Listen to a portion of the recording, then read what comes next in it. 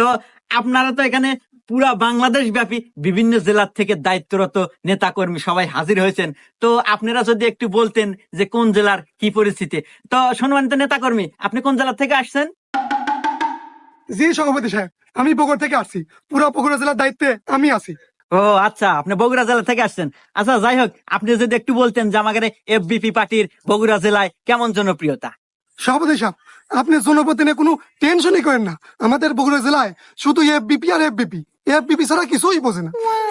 যাই হোক, শুনে মনটা একদম ভরে গেল। আর ঠেকায় কি আমাদের।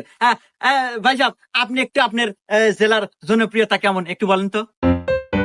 সভাপতি সাহেব, আমি আসছি রাজশাহী থেকে।